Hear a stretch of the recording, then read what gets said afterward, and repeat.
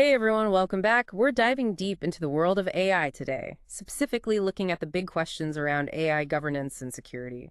It feels like every day there's a new headline about AI. It's true. AI is evolving so fast, and it's already having a huge impact on our lives. Exactly. And that's why it's so important to understand not just the technology itself, but also how we're going to govern it and make sure it's used safely and responsibly.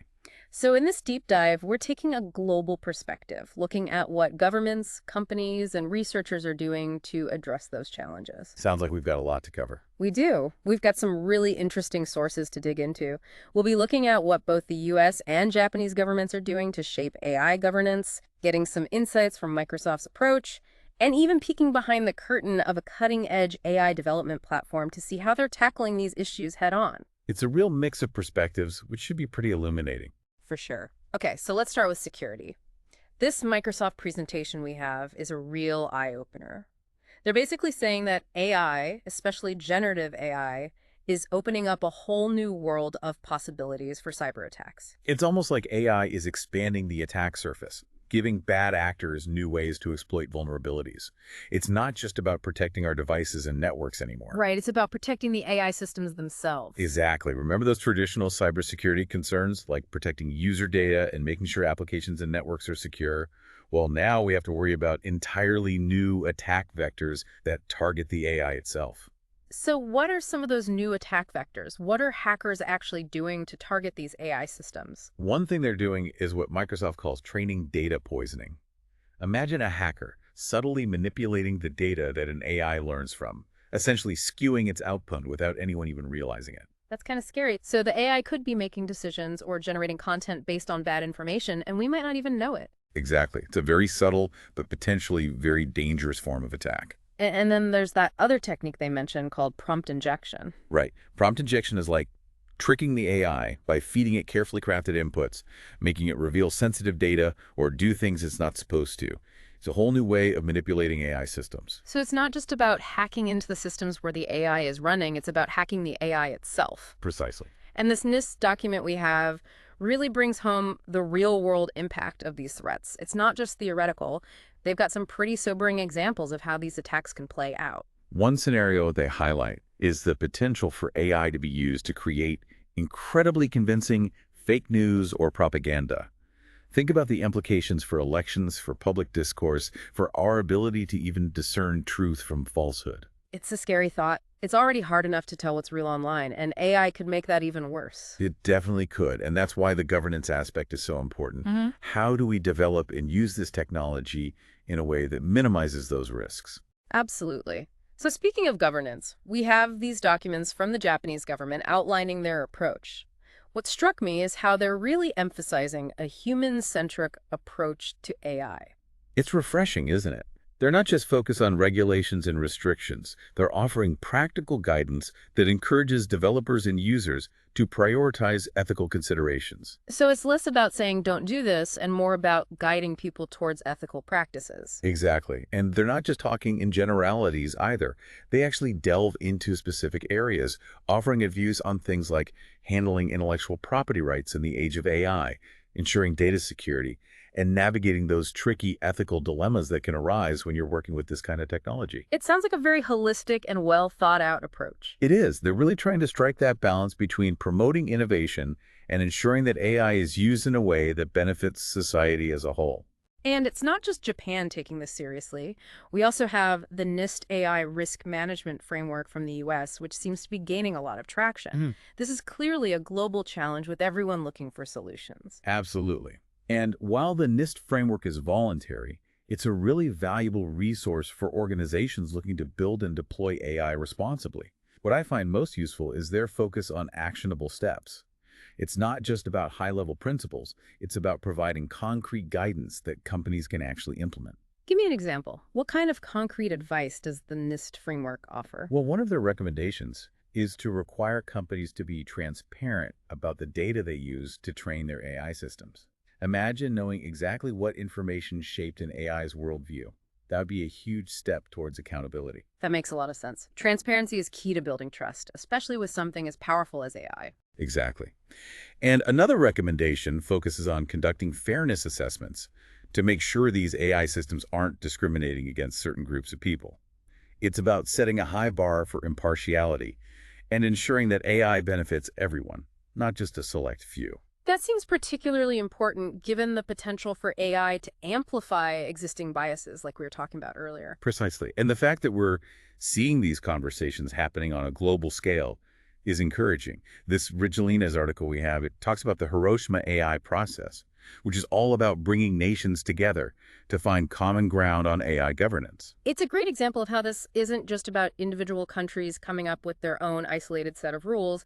It's about recognizing that AI is a global phenomenon that requires a global response. It really does. The challenges and opportunities presented by AI transcend national boundaries. So finding solutions that work for everyone is going to require international cooperation. Cooperation, not competition. Exactly. And that's where the real progress is going to happen. So we've got governments around the world stepping up, creating frameworks and guidelines, emphasizing ethical development and use. But what about the companies that are actually building these AI systems? Are they on board with all of this? That's a great question. And I think it's fair to say that some companies are further along than others in terms of their commitment to AI governance and security. But there are definitely some positive examples out there. Like Microsoft. Yes, Microsoft is doing some really interesting work. One thing that stands out is their emphasis on building security into their AI products from the ground up. They're not just adding it as an afterthought, it's a core part of their design process. That's a big deal. It's much easier to build security in from the beginning than to try to bolt it on later. Absolutely. And their work on Copilot, a new AI-powered tool they've developed, really showcases that commitment. One of the key features is restricted data access, meaning that Copilot can only access the information that the user is authorized to see. So it's like having a super smart assistant who also respects your privacy boundaries. Exactly. They've also implemented strong data encryption, so even when sensitive information is being processed by the AI, it remains protected. So it's secure both inside and out. That's pretty impressive. It is. And they're not stopping there. Microsoft is also actively working to filter out harmful content and build in security controls at multiple levels. In a recent demo, they even showed how users could easily block violent or hateful content from being generated by an AI using simple slider controls. That's pretty amazing. Giving users more control over the AI they interact with is a huge step in the right direction. It is. And they're constantly researching and developing new ways to prevent what they call jailbreaking, basically, attempts to manipulate an AI into doing things it shouldn't. It's a bit scary to think that people are out there trying to do that, but it's good to know that companies like Microsoft are on top of it. It sounds like they're really taking this seriously. They are, and I think that's setting a positive example for the industry as a whole.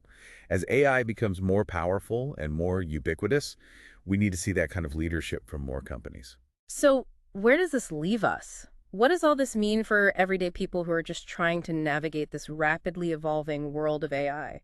Well, I think the biggest takeaway is that awareness is key. AI is evolving so quickly that staying informed about the latest developments, both the good and the potential risks, is crucial. So we all need to be savvy AI consumers, asking the right questions and demanding transparency from the companies that are developing these systems. Exactly. Critical thinking is more important than ever in this new AI-driven world. We can't just blindly accept everything an AI system tells us or does. We need to think critically about the information it's giving us, the decisions it's making, and the potential impact it's having on our lives. And this Ridgelina's article makes an interesting point about how strong AI governance practices can actually be a competitive advantage for companies. That's a crucial insight. Consumers are becoming increasingly aware of these issues, and they're more likely to support companies that prioritize ethical and responsible AI development. It's not just about avoiding negative headlines. It's about building a brand that people can trust. So it's about aligning your business practices with your values, knowing that consumers are paying attention. Exactly. And I think that's a powerful message. It's not just about regulations and guidelines. It's about recognizing that AI is a powerful tool that needs to be wielded responsibly. We're at a really pivotal moment in the evolution of AI. The decisions we make today will have far-reaching consequences, shaping the future of this technology and its impact on our lives. I agree. And I think it's important to approach this with a sense of both optimism and caution. AI has the potential to do amazing things, but it's up to us to ensure that it's used for good. Well said. Before we move on to the next part of our deep dive, I'm curious to hear your thoughts on where all of this is headed. What's your take on the future of AI governance and security? What I find most fascinating is that AI governance isn't just about mitigating risks. It's also about unlocking AI's true potential. If we can build systems that are demonstrably fair, secure, and transparent, we can unleash the power of AI to solve some of humanity's most pressing challenges. That's a great point. It's not about holding AI back, it's about guiding it towards a more positive and beneficial future. Precisely, and I think that's a message that needs to be amplified. AI isn't some mysterious force to be feared. It's a tool that we can use to make the world a better place. But we need to be smart about it. We need to approach it with both enthusiasm and a healthy dose of skepticism. Absolutely. And before we wrap up this part of our discussion, I have one final question for you. What's one thing our listeners should keep in mind as they continue to explore this complex and rapidly evolving world of AI? I think the most important thing to remember is that AI is ultimately a human creation. And as such, it's up to us to shape its development and ensure that it reflects our values and aspirations. So my challenge to your listeners is this. As AI becomes more integrated into our lives, what role do you want to play in ensuring its responsible development and use? That's an excellent question to ponder. It's a call to action for all of us. And it's a perfect segue into our next segment, where we'll delve deeper into the technical side of AI security and explore how developers are working to build safeguards into these increasingly powerful systems. All right, so we've talked about those big global efforts to try and get a handle on AI governance and how companies like Microsoft are building security into their AI products from the get-go. But let's get a bit more hands-on here. What does it actually take to build secure AI systems, especially when we're talking about machine learning? That's a great question. Machine learning is really the engine driving a lot of these AI applications, especially when it comes to generative AI. So yeah, understanding the security implications of how those systems are built is really important. The Microsoft presentation we were looking at earlier talked about using a layered approach to security. It's not enough to just focus on one aspect, is it? No, not at all. It's kind of like building a house. You wouldn't just focus on making the front door really strong and ignore the walls and the windows. You need to have multiple layers of defense to make it truly secure. Okay, that makes sense. So what are some of those layers when it comes to securing machine learning systems? What are the things developers need to think about? Well, one of the most fundamental layers is, of course, data security. We've already touched on the risks of things like training data poisoning and prompt injection, but it's worth really hammering home just how critical it is to protect the data that these systems are built on. Right, like we were saying before, if the foundation is shaky, the whole structure is at risk. Exactly. And securing that data involves a whole range of measures. You've got to implement strong access controls so that only authorized personnel can get to sensitive data, use encryption techniques to protect data both when it's being transmitted and when it's stored. So it's about protecting data both in transit and at rest. No matter where that data is, it needs to be secure. Right. And then there's the issue of data integrity. You've got to make sure that the data is accurate and hasn't been tampered with. This is especially important for the data used to train AI models, as even subtle changes can have a significant impact on how the AI performs. That makes sense. But we're talking about massive data sets here. How do you even begin to verify the integrity of all that data? It can be challenging, but there are techniques. Some involve using checksums or digital signatures, which basically create a unique fingerprint of the data. If even a single bit changes, the fingerprint will change, alerting you to potential tampering. It's like having a tamper-proof seal on the data. That's pretty reassuring. It is. But it's not enough to just protect the data itself. You also have to secure the entire infrastructure that houses and processes that data. This includes hardening servers to make them more resilient to attack, implementing firewalls to control network traffic, and using intrusion detection systems to spot suspicious activity. So it's about securing the entire ecosystem, not just the data in isolation. Exactly. But even then, there's still another layer to consider, the AI model itself. Remember, these models are essentially complex mathematical algorithms. They're software, and like any software, they could be vulnerable to attack. So we've got to protect the data, the systems the data lives on, and then the actual AI model too. I'm guessing hacking an AI model is pretty different from, say, hacking into a website. It can be quite different. There are techniques like model inversion, where an attacker tries to reverse engineer the model to extract sensitive information, like the training data it was based on. It's like trying to steal the AI's secrets. Wow, that sounds pretty sophisticated. It can be. And then there's model poisoning, which is a bit like training data poisoning, but it happens after the model has already been trained. An attacker might try to slip in malicious data to make the AI make wrong predictions. So they're essentially trying to mess with the AI's thinking, even after it supposedly learned everything it needs to know. Exactly. And these are just a couple of examples. Researchers are constantly discovering new ways these models can be attacked, and it's a constant race to develop countermeasures. It sounds like an arms race between the attackers and the defenders. It is. And that's why it's so important to have a proactive and adaptive approach to AI security. You can't just set it and forget it.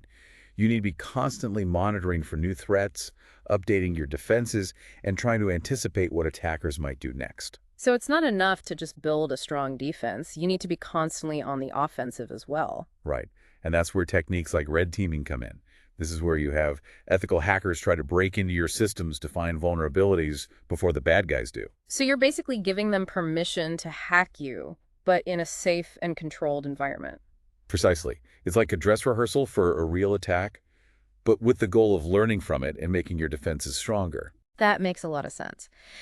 So with all these technical safeguards in place, protecting the data, securing the infrastructure, hardening the AI model itself, are we good? Can we finally breathe a sigh of relief and say, okay, we've got this AI security thing figured out? Well, not so fast. As important as all these technical measures are, security isn't just about technology. There's another crucial piece of the puzzle: the human element. Right. I can definitely see how people can be a weak point, even with the best technology in place. Absolutely. Even with the most sophisticated security measures, human error can still create vulnerabilities. Think about things like phishing attacks, where someone might click on a malicious link and accidentally give away their login credentials. Or social engineering, where an attacker might manipulate someone into doing something that compromises security. It's that old saying, a chain is only as strong as its weakest link. And often that weakest link is us, humans. We make mistakes, we can be tricked, and we can sometimes be a bit too trusting.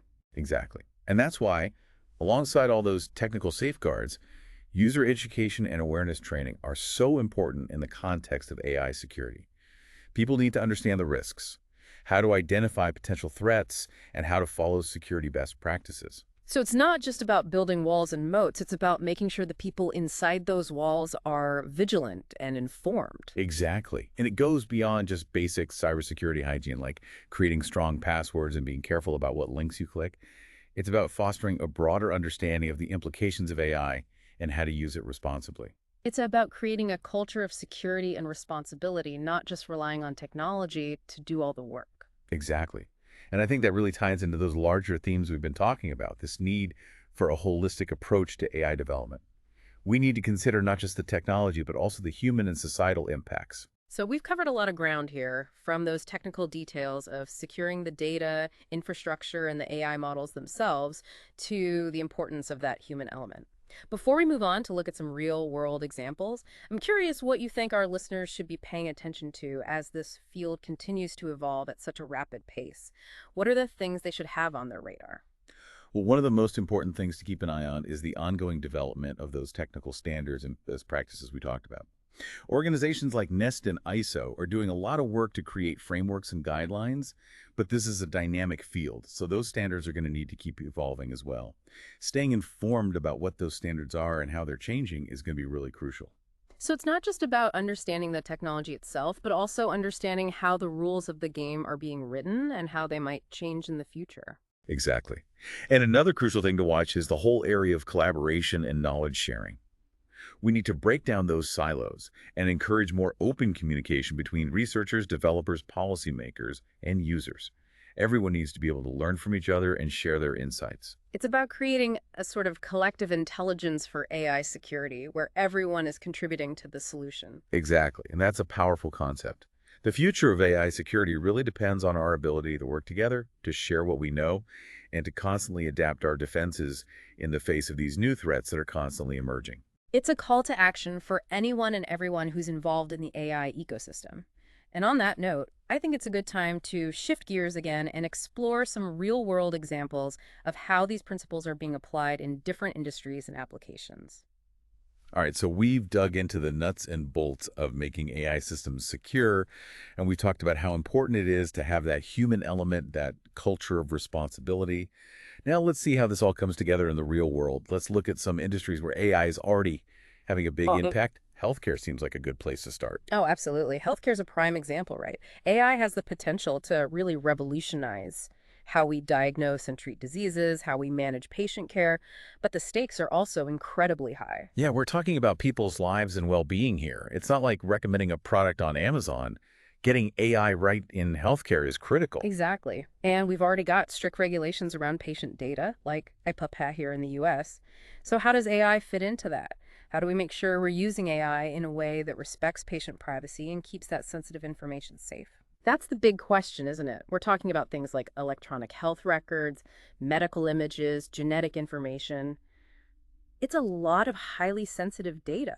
It is, and one of the biggest challenges is making sure that data is de-identified, meaning that any information that could directly identify a patient is removed before it's used by the AI. Things like names, addresses, social security numbers, all that has to be stripped out. So the AI can still analyze the data and learn from it, but it can't connect that data back to a specific individual. That's the idea. Mm. And they're also using techniques like differential privacy, which is a bit more complex, but it essentially adds a little bit of statistical noise to the data to make it harder to identify individuals while still preserving those overall patterns that the AI needs to learn from. So it's like blurring out some of the details without losing the bigger picture. Right. But even with all that, security is still a huge concern. Healthcare institutions are prime targets for hackers.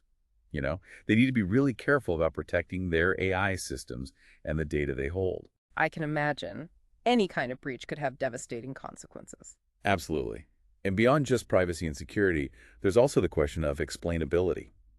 In healthcare, it's not enough for an AI system to just spit out a diagnosis or treatment recommendation. Doctors need to understand why.